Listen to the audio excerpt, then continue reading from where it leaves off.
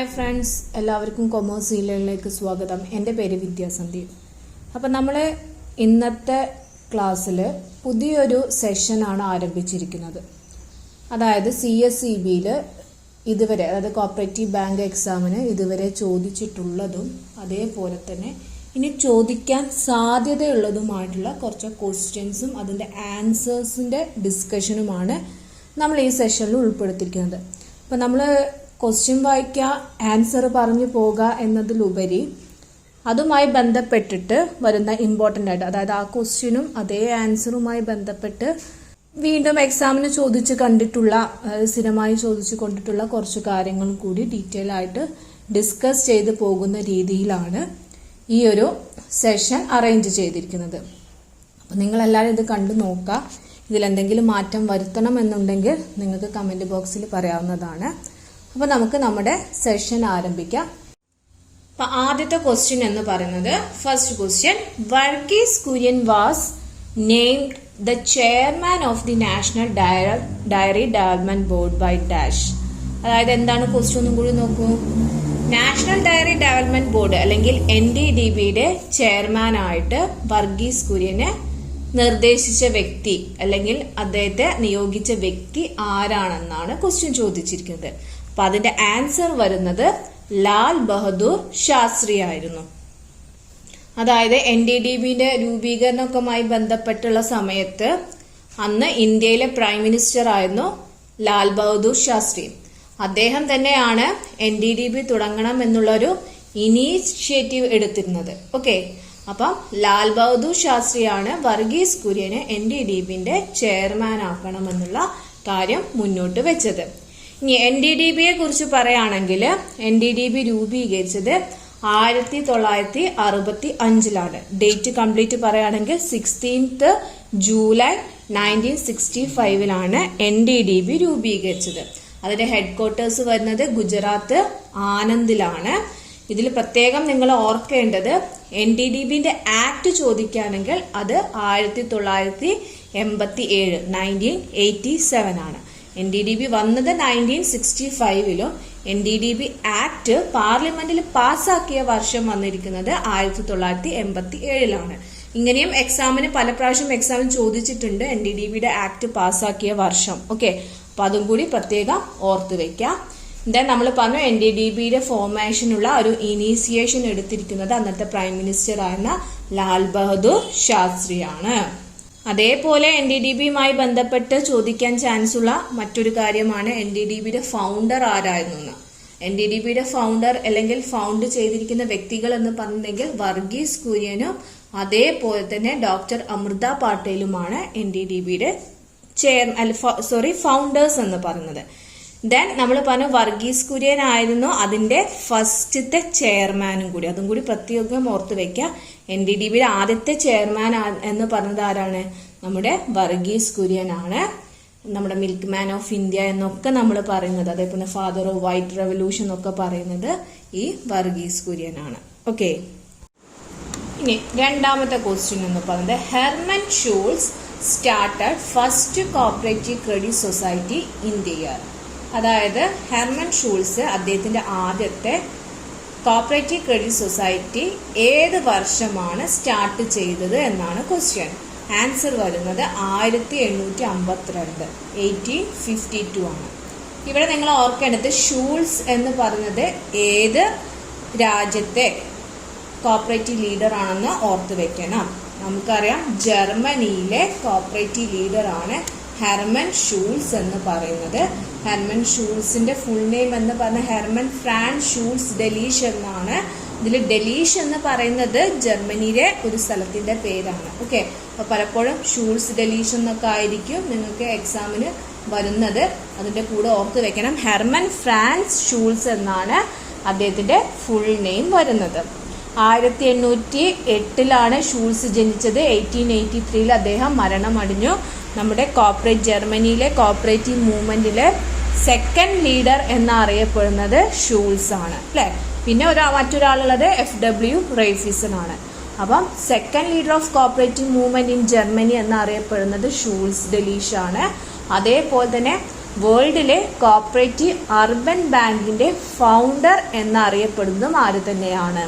ഈ ഷൂൾസ് തന്നെയാണ്.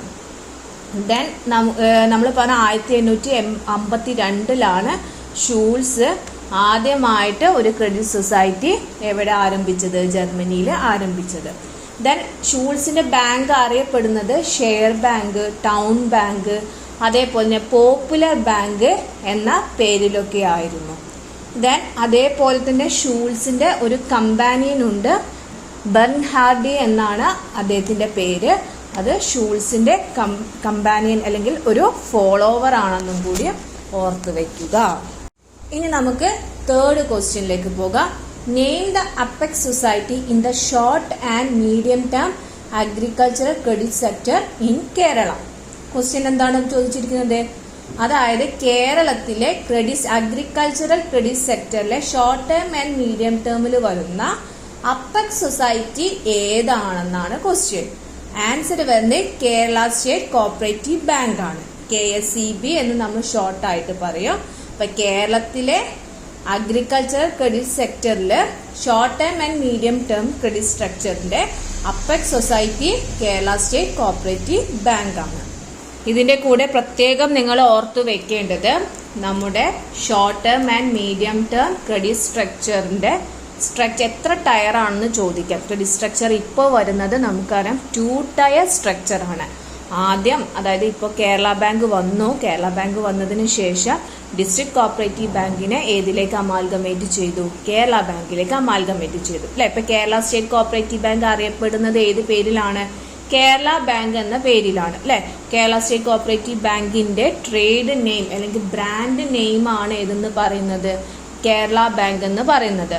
അപ്പം ഇപ്പം short term and medium term സ്ട്രക്ചറും അതേപോലെ ലോങ് ടേം ക്രെഡിറ്റ് സ്ട്രക്ചറും കേരളത്തിലുള്ളത് 2 ടയർ സ്ട്രക്ചർ തന്നെയാണ്. അപ്പം medium term and short term credit സ്ട്രക്ചറിൽ വരുന്നത് അപ്പെക്സ് ലെവലില് കേരള ബാങ്ക് അല്ലെങ്കിൽ കേരള സ്റ്റേറ്റ് കോപ്പറേറ്റീവ് ബാങ്കും പിന്നെ പ്രൈമറി ലെവലിൽ വരുന്ന PACSുമാണ് ഉള്ളത്. കേരള സ്റ്റേറ്റ് കോപ്പറേറ്റീവ് ബാങ്കിന്റെ കേസിൽ നിങ്ങൾ പ്രത്യേകം ഓർത്ത് വെക്കേണ്ട ഒരു കാര്യമാണ്, ഇന്ത്യയിലെ ആദ്യത്തെ ഷെഡ്യൂൾഡ് സ്റ്റേറ്റ് കോപ്പറേറ്റീവ് ബാങ്ക് ഏതാന്ന് ചോദിച്ചിട്ടുണ്ടെങ്കിൽ അത് കേരള സ്റ്റേറ്റ് കോപ്പറേറ്റീവ് ബാങ്ക് ആണ്. Okay, first scheduled state cooperative bank in India എന്ന് പറയുന്നത് കേരള സ്റ്റേറ്റ് കോപ്പറേറ്റീവ് ബാങ്ക് ആണ്.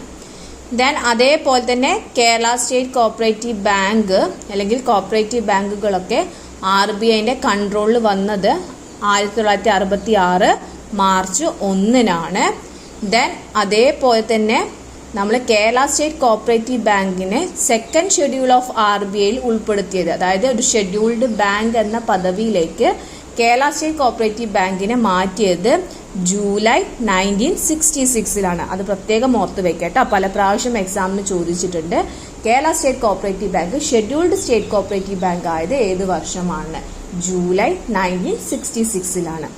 ദെൻ അതേപോലെ RBI കേരള സ്റ്റേറ്റ് കോപ്പറേറ്റീവ് ബാങ്കിന് ബാങ്കിങ് ബിസിനസ് ചെയ്യാനുള്ള ലൈസൻസ് നൽകിയ വർഷം ചോദിക്കുകയാണെങ്കിൽ അത് 1972 1972. ദെൻ ഫോർത്ത് ക്വസ്റ്റ്യൻ എന്ന് പറയുന്നത് in Kerala long term credit cooperatives and housing cooperatives are having a dash tier structure. അതായത് കേരളത്തിലെ ലോങ് ടേം ക്രെഡിറ്റ് കോപ്പറേറ്റീവ്സിന്റെയും ഹൗസിംഗ് കോപ്പറേറ്റീവ്സിന്റെയും സ്ട്രക്ചർ ഏത് ടയറിലാണ് വരുന്നത് എന്നാണ് ക്വസ്റ്റ്യൻ. ആൻസർ വരുന്നത് 2 ടയർ സ്ട്രക്ചറിലാണ് വരുന്നത്.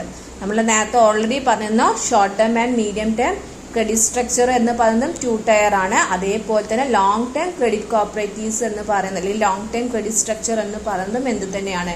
2 ടയർ സ്ട്രക്ചർ തന്നെയാണ് വരുന്നത്. ഇപ്പൊ ലോങ് ടേം ക്രെഡിറ്റ് കോപ്പറേറ്റീവ്സിന്റെ സ്ട്രക്ചറിൽ നോക്കുന്ന സമയത്ത് apex level KS card bank ആണ് വരുന്നത്. Kerala state cooperative agriculture and rural development bank. Then primary ലെവലിൽ വരുന്നത് PCRDB ആണ്, primary cooperative agriculture and rural development bank. ഇനി ഹൗസിംഗ് കോപ്പറേറ്റീവ്സും നമ്മൾ പറഞ്ഞു 2 ടയർ സ്ട്രക്ചർ ആണെന്ന് പറഞ്ഞു. അതിൽ അപ്പെക്സ് ലെവലിൽ വരുന്നത് ഹൗസ് ഫെഡും പ്രൈമറി ലെവലിൽ വരുന്നത് പ്രൈമറി ഹൗസിംഗ് സൊസൈറ്റീസുമാണ്. ദെൻ ഫിഫ്ത്ത് ക്വസ്റ്റ്യൻ എന്ന് പറഞ്ഞത് induscos in China is the product of dash. അതായത് നമുക്കറിയാം ചൈന വളരെ ഫേമസ് ആയിട്ട് നിൽക്കുന്നത് ഇൻഡസ്ട്രിയൽ കോപ്പറേറ്റീവ്സിലാണ്. അപ്പം അതുമായി ബന്ധപ്പെട്ട ഒരു ക്വസ്റ്റ്യൻ ആണ്. അതായത് ചൈനയിലെ ഇൻഡസ്കോസ് എന്ന് പറയുന്നത് എന്തിൻ്റെ പ്രൊഡക്റ്റാണ് അല്ലെങ്കിൽ എന്തിൻ്റെ ഭാഗമായിട്ട് ഒറിജിനേറ്റ് ചെയ്തതാണെന്നാണ് ക്വസ്റ്റ്യൻ. അപ്പോൾ അതിൻ്റെ ആൻസർ എന്ന് പറഞ്ഞ് ജാപ്പനീസ് വാറാണ്. അതായത് ജാപ്പനീസ് വാറിൻ്റെ ഭാഗമായിട്ടാണ് ഇൻഡസ്കോസ് എവിടെ രൂപീകരിച്ചത്? ചൈനയിൽ രൂപീകരിച്ചത്. ഇപ്പോൾ ഓരോ ഫോറിൻ കൺട്രീസും ഓരോരോ മേഖലകളിലാണ് ഫേമസ് ആയിട്ടുള്ളത്. ഇപ്പോൾ ഇൻഡസ്ട്രിയൽ കോപ്പറേറ്റീവ്സിൻ്റെ കേസിലാണ് ചൈന എന്തായത് വേൾഡിൽ ഫേമസ് ആയിരിക്കുന്നത്. അപ്പം ഈ ഇൻഡസ്കോസ് എന്ന് പറഞ്ഞ industrial cooperative societies in China എന്നാണ്. ഇൻഡസ്കോസിൻ്റെ തന്നെ മറ്റൊരു പേരാണ് സിസ എന്ന് പറയുന്നത്. അതായത് ചൈനീസ് ഇൻഡസ്ട്രിയൽ കോപ്പറേറ്റീവ് അസോസിയേഷൻ എന്നാണ് സിസയുടെ ഫുൾ ഫോം എന്ന് പറയുന്നത്. ദെൻ ചൈനയിലെ ഇൻഡസ്കോസ് ഏത് വർഷമാണ് സ്റ്റാർട്ട് ചെയ്തതെന്ന് ചോദിച്ചിട്ടുണ്ടെങ്കിൽ അത് 1938. ദെൻ അടുത്ത പറഞ്ഞത് ഒരു പ്രീവിയസ് ഇയർ ക്വസ്റ്റ്യൻ ആയിട്ട് വന്നിട്ടുണ്ടായിരുന്നു. Induscos of China located different part of the country are called zones. അതായത് ചൈനയിൽ പല ഭാഗങ്ങളിലായിട്ട് ഇൻഡസ്കോസ് എന്ത് ചെയ്തിട്ടുണ്ട്? ലൊക്കേറ്റ് ചെയ്ത് കിടക്കുന്നുണ്ട്. അങ്ങനെ ലൊക്കേറ്റ് ചെയ്ത് നിൽക്കുന്ന ഇൻഡസ്കോസ് അറിയപ്പെടുന്ന പേര് ഏതാണെന്നാണ് ചോദ്യമുണ്ടായിരുന്നത്. അതിന്റെ ആൻസർ പറഞ്ഞത് സോൺസ് എന്ന പേരിലായിരുന്നു അറിയപ്പെടുന്നത്. ദെൻ ഡോക്ടർ സൺ യാറ്റ്സൺ ആയിരുന്നു ഇൻഡസ്ട്രിയൽ കോപ്പറേറ്റീവ് മൂവ്മെന്റ് ചൈനയിൽ കൊണ്ടുവന്നത്. എന്നാൽ മിസ്റ്റർ FC വ്യൂ ആണ് ഈ ഇൻഡസ്കോസിനുള്ള പ്ലാൻ എന്ത് ചെയ്തത്? പ്രിപ്പയർ ചെയ്തത്. അപ്പൊ രണ്ടും അത് സെപ്പറേറ്റ് ആയിട്ട് തന്നെ ഓർത്ത് വെക്കുക. ദെൻ അടുത്ത ക്വസ്റ്റ്യൻ ഫോറിൻ കോപ്പറേറ്റീവ് മൂവ്മെന്റുമായി ബന്ധപ്പെട്ട് വരുന്ന ക്വസ്റ്റ്യൻ തന്നെയാണ്. Dash is known as dairy farm of Europe. Dairy farm of Europe എന്ന് അറിയപ്പെടുന്നത് ഏത് ഫോറിൻ കൺട്രി ആണെന്നാണ് ക്വസ്റ്റ്യൻ. ആൻസർ വരുന്നത് ഡെൻമാർക്കാണ്. നമുക്കറിയാം ഡയറി ഫാം ഓഫ് യൂറോപ്പ് എന്ന് പറയുന്നത് ഏത് തന്നെയാണ്? ഡെൻമാർക്കാണ്. ഡെൻമാർക്കിന്റെ കേസ് പറയുന്ന സമയത്ത് ഹോംലാൻഡ് ഓഫ് അല്ലെങ്കിൽ birth place of agricultural corporation എന്ന് അറിയപ്പെടുന്നത് ഡെൻമാർക്കാണ്. അതേപോലെ birth place of dairy cooperatives എന്നറിയപ്പെടുന്നതും ഏത് തന്നെയാണ്? ഡെൻമാർക്ക് തന്നെയാണ്. ദെൻ നമ്മൾ ഡെൻമാർക്കിലെ cooperative movement Danish cooperative movement എന്നൊക്കെ പറയാറുണ്ട്. അതിൽ ഒരു പ്രത്യേക അല്ലെങ്കിൽ ഡാനിഷ് കോപ്പറേറ്റീവ് മൂവ്മെന്റിന്റെ ഒരു ഫീച്ചർ എന്ന് പറയുന്നത് വോളണ്ടറി ഡെവലപ്മെന്റ് ആയിരുന്നു. അത് പ്രത്യേകം കൂടി ഓർത്തു വെക്കാട്ടോ. ദെൻ ഡയറിയുമായി ബന്ധപ്പെട്ട് ഡെൻമാർക്കിന്റെ കേസിൽ ഒരുപാട് പ്രാവശ്യം ചോദിച്ചിട്ടുള്ള ക്വസ്റ്റ്യൻ ആണ് trade name of diary products in Denmark. അതായത് ഡെൻമാർക്കിലെ ഡയറി പ്രൊഡക്ട്സിന്റെ ട്രേഡ് നെയിം ഏത് പേരിലാണ് അറിയപ്പെടുന്നത്? ലുർബ്രാൻഡ് എന്ന പേരിലാണ് അറിയപ്പെടുന്നത്. അതിന്റെ കൂടെ നിങ്ങൾ പ്രത്യേകം നോട്ട് ചെയ്ത് വെക്കണം. ഇപ്പം ഈ ലുർബ്രാൻഡിനെ അവർ റീനെയിം ചെയ്തിട്ടുണ്ട്. ഇപ്പം അത് ലുർപാക്ക് എന്ന പേരിലാണ് അറിയപ്പെടുന്നത്. അപ്പം നിങ്ങൾ ഓപ്ഷൻ നോക്കിയിട്ട് വേണം എഴുതേണ്ടത്. ലുർപാക്ക് ആണ് ഓപ്ഷനിലുള്ളതെങ്കിൽ അത് നിങ്ങൾ ആൻസർ ആയിട്ട് കൊടുക്കുക. ഇനി അതില്ല, ലുർബ്രാൻഡ് മാത്രമേ ഉള്ളൂ എങ്കിൽ നിങ്ങൾ അതിനാണ് ആൻസർ നൽകേണ്ടത്. ഓക്കെ. ഇനി ലുർബ്രാൻഡ് 1901 ഡെൻമാർക്കിൽ എന്ത് ചെയ്തത്? ഇൻട്രൊഡ്യൂസ് ചെയ്തിരുന്നത്. ഓക്കെ, അപ്പൊ അത് പ്രത്യേകം നോട്ട് ചെയ്യാട്ടോ. ഇനി 7th ക്വസ്റ്റ്യൻ എന്ന് പറയുന്നത് 8th Kerala cooperative Congress held at dash. അതായത് കേരളത്തിലെ 8ാമത്തെ കോപ്പറേറ്റീവ് കോൺഗ്രസ് എവിടെയാണ് നടന്നത്? ആ പ്ലേസ് ആണ് ചോദിച്ചിരിക്കുന്നത്. അതിന്റെ ആൻസർ വരുന്നത് കണ്ണൂരാണ്. കണ്ണൂര് വെച്ചിട്ടായിരുന്നു 8ാമത്തെ കേരള കോപ്പറേറ്റീവ് കോൺഗ്രസ് നടന്നത്. അതിന്റെ വർഷം ചോദിക്കുകയാണെങ്കിൽ 2018 8ാമത്തെ കേരള കോപ്പറേറ്റീവ് കോൺഗ്രസ് നടന്നത്. ഇനി ഇതുമായി ബന്ധപ്പെട്ട് നമ്മൾ പറയുകയാണെങ്കിൽ നമുക്ക് ഇതേപോലെ എക്സ്പെക്ട് ചെയ്യാവുന്ന മറ്റൊരു ഭാഗമാണ് ഈ 8ാമത്തെ കേരള കോപ്പറേറ്റീവ് കോൺഗ്രസിന്റെ സ്ലോഗൻ ചോദിക്കാനുള്ള ചാൻസ് ഉണ്ട്. ഓൺവേർഡ് വിത്ത് ഡൈവേഴ്സിറ്റി എന്നായിരുന്നു 8ാമത്തെ കോപ്പറേറ്റീവ് കോൺഗ്രസിന്റെ സ്ലോഗൻ എന്ന് പറയുന്നത്. ദെൻ നമുക്ക് ഇതിന്റെ ഒപ്പം തന്നെ 1ാമത്തെ കോപ്പറേറ്റീവ് കോൺഗ്രസ് നടന്നിരിക്കുന്നത് എവിടെയാണെന്ന് നോക്കാം. ഫസ്റ്റ് കോപ്പറേറ്റീവ് കോൺഗ്രസ് നടന്നിരിക്കുന്നത് കേരളത്തിലെ കോട്ടയത്തായിരുന്നു. അത് 1966 നടന്നത്. ഈ ഒരു വർഷവും പല പ്രാവശ്യം CSEBയുടെ എക്സാമിന് ചോദിച്ചിട്ടുള്ളതാണ് കേട്ടോ. അപ്പൊ ഫസ്റ്റ് കോപ്പറേറ്റീവ് കോൺഗ്രസ് കേരളത്തിൽ നടന്നത് കോട്ടയം ഡിസ്ട്രിക്റ്റിലാണ്. 1966 അത് നടന്നത്. ദെൻ അതിന്റെ ലീഡറെ ചോദിക്കുകയാണെങ്കിൽ KR ഇളങ്കത്തായിരുന്നു അതിന്റെ ലീഡർ എന്ന് പറയുന്നത്. ഇനി രണ്ടാമത്തെ കോപ്പറേറ്റീവ് കോൺഗ്രസ് കേരളത്തിലെ എറണാകുളത്ത് വെച്ചിട്ടായിരുന്നു നടന്നിരുന്നത്. 1976 അത് നടന്നിരുന്നത്. CK മാണിയാണ് അതിന്റെ ലീഡർ എന്ന് പറയുന്നത്. ദെൻ തേർഡ് കോപ്പറേറ്റീവ് കോൺഗ്രസ് എന്ന് പറയുന്നത് ട്രിവാൻഡ്രത്ത് വെച്ചിട്ടായിരുന്നു നടന്നിരുന്നത്. 1984 തച്ചാടി പ്രഭാകരനായിരുന്നു അതിന്റെ ലീഡർ എന്ന് പറയുന്നത്. ദെൻ നാലാമത്തെ കേരള കോപ്പറേറ്റീവ് കോൺഗ്രസ് കോഴിക്കോട് വെച്ചിട്ടായിരുന്നു കണ്ടക്ട് ചെയ്തിരുന്നത്. 1990 PV അപ്പുക്കുട്ടിയാണ് അതിന്റെ ലീഡർ.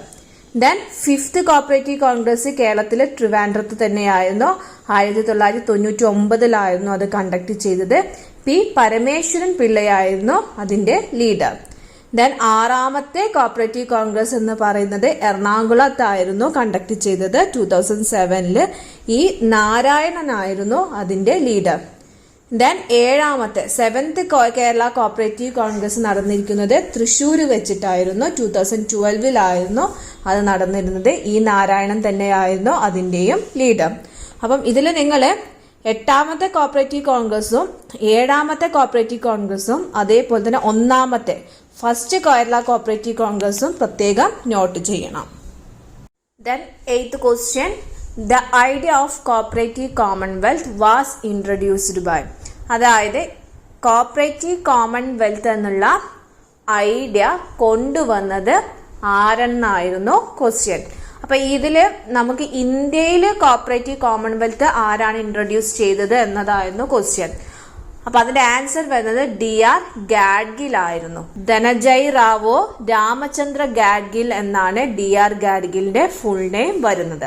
അപ്പൊ ഇന്ത്യയിലെ കോപ്പറേറ്റീവ് കോമൺവെൽത്ത് ഇൻട്രൊഡ്യൂസ് ചെയ്തത് DR ഗാഡ്ഗിൽ ആണ്.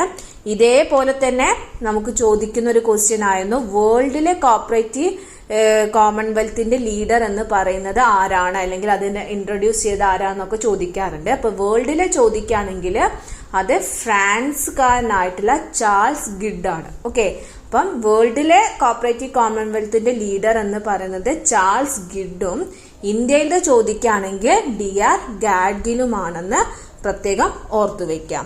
ചാൾസ് ഗിഡിന്റെ കേസ് പറയുമ്പം പ്രത്യേകം നിങ്ങൾ നോട്ട് ചെയ്യണം.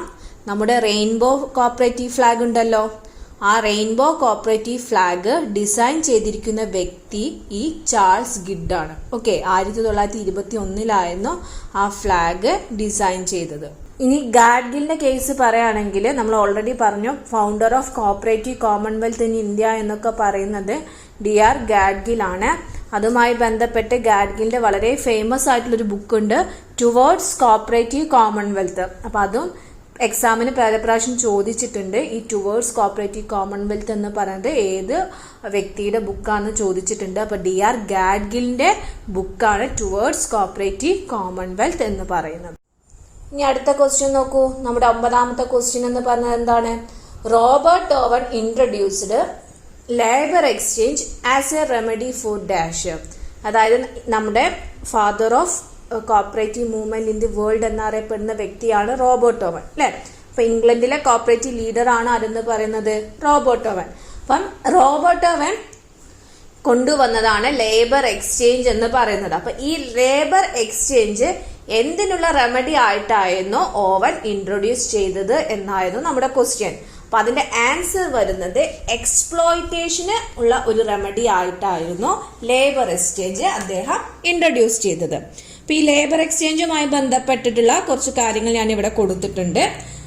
Robert Owen labour exchange start ചെയ്തത് 1832 സെപ്റ്റംബർ 3 ഇതിൽ മെമ്പർഷിപ്പ് നൽകിയിരുന്നത് ബോത്ത് പ്രൊഡ്യൂസേഴ്സ് ആൻഡ് കൺസ്യൂമേഴ്സിനാണ്. കൺസ്യൂമേഴ്സിനും പ്രൊഡ്യൂസേഴ്സിനും മെമ്പർഷിപ്പ് എവിടെ നൽകുന്നുണ്ട്? ലേബർ എക്സ്ചേഞ്ചിൽ നൽകുന്നുണ്ട്. ഇനി ഒരു labour note equal to 10 hours വർക്കാണ്. അതായത് ഇവിടെ നമ്മൾ പണം എന്നുള്ള ഒരു കാര്യം യൂസ് ചെയ്യുന്നില്ല, പകരം എന്താണ് നൽകുന്നത്? പണത്തിന് പകരം ലേബർ നോട്ടുകളായിരുന്നു നൽകിക്കൊണ്ടിരുന്നത്. അപ്പം ഒരു ലേബർ നോട്ട് എന്ന് പറയുന്നത് ഒരു വ്യക്തിയുടെ 10 മണിക്കൂറിന്റെ 10 hours വർക്കിന് ഈക്വൽ ആയിരിക്കും. Okay, 1 labour note equal to 10 hours work. Then the members got goods of equal labor value from the labor exchange. അപ്പൊ മെമ്പേഴ്സിന് എന്ത് ചെയ്യാം?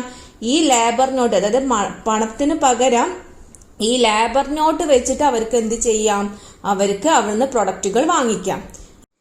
ഇനി നമ്മളെ 10ാമത്തെ ക്വസ്റ്റ്യൻ വരുന്നത് handloom weavers, coir, fisheries and milk cooperative societies are example of dash.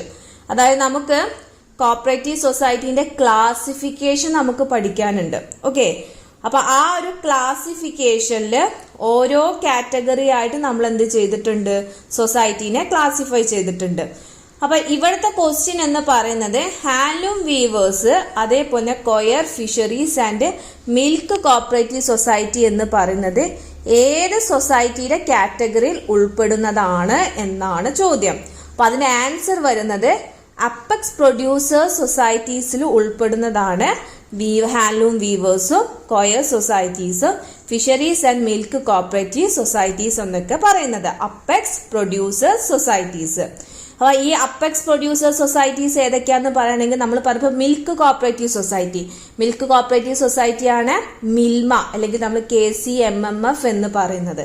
അതേപോലെ apex producers society നമ്മൾ പറഞ്ഞ ഫിഷറീസ് ഉൾപ്പെടുന്നുണ്ട്.